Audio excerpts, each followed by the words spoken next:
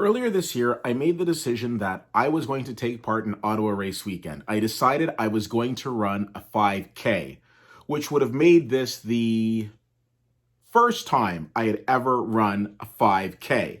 I am not a runner, but I had a training partner. I was getting into it. I was well on my way. Now, I think part of it was the fact that, again, like I said, I had somebody that I was running with, but also the fact that I was able to take part in, to observe, I should say, some of the races last year, and I was excited about the camaraderie and the excitement around a race day, learning new terms like corrals and pace bunnies. Like, it was just this whole new world to me.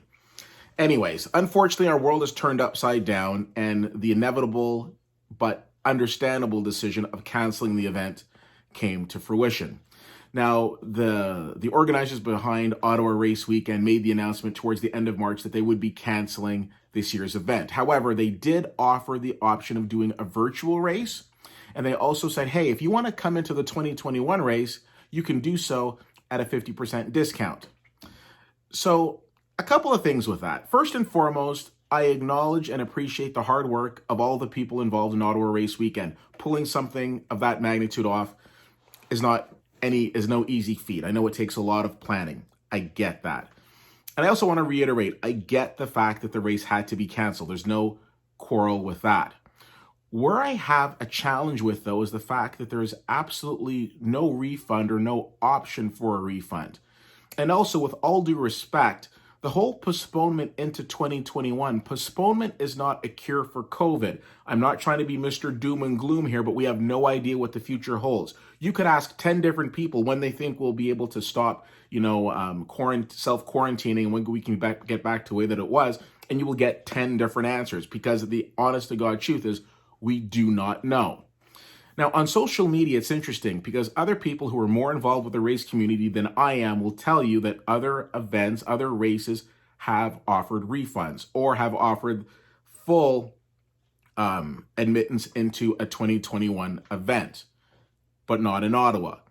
To the credit of the people who run the Ottawa Race Weekend, I will say, after researching this online, there are many organizations that are offering the option of a virtual race. A virtual race to me seems interesting in the sense that I understand they're trying to do the best they can, and I give them credit for that. But I also realize that that's something that anybody can do with an app from the App Store on their own. So I don't necessarily know why they need to go through Ottawa Race Weekend to do it. But again, they're trying to make the best of the situation. When I look at concerts and I think of what's going on with Ticketmaster right now, and there was this whole dialogue with Ticketmaster, how they were dealing between canceled events and postponed events. If your event was canceled, you got your money back, but if your event was postponed, you didn't. Okay. Myself being an Ottawa Red Blacks season ticket holder, I've been in touch with the team, or more so, they've been in touch with me saying, hey, obviously the season's not going to start when it's supposed to. We're going to monitor the situation. We're going to get back to you. Okay, that's cool. If we have football this year, I'll end up going to games. If not, we'll figure it out. But that option's there, and they have put on the table you would have the option of a refund, but not Ottawa Race Weekend. Ottawa Jazz Festival recently canceled, and they said, of course, we're not going to be able to have an event this year. They provided their customers three options. One was a full refund minus processing fees. One was being able to flip it into a 2021 pass, and the third was taking that money and donating it to a charitable organization. Now, I get the fact that the people who run Ottawa Race Weekend could not have known, as the rest of us didn't know, that our world was going to turn upside down. But don't they have insurance for that? I reached out to them, and my first response from them was, with all due respect, a copy-paste answer, which didn't address any of my questions. I followed up, and then they followed up, and they said, you're right, we didn't really answer your question. One of the issues is that obviously this event takes, planning, there's salaries, there's different things, city ordinance, like blocking streets off. I get that. And I'm not trying to come at them at these times and be heavy-handed and be with a mentality of, hey, where's my money? But I'm also thinking to myself, I don't understand. I don't understand where all the money went, because from what I'm understanding, it's in excess of $2 million for an event that they canceled 2 months in advance.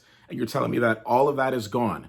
Also, I think I'm frustrated at the fact that they expect a customer to invest into an event that may or may not happen in the future.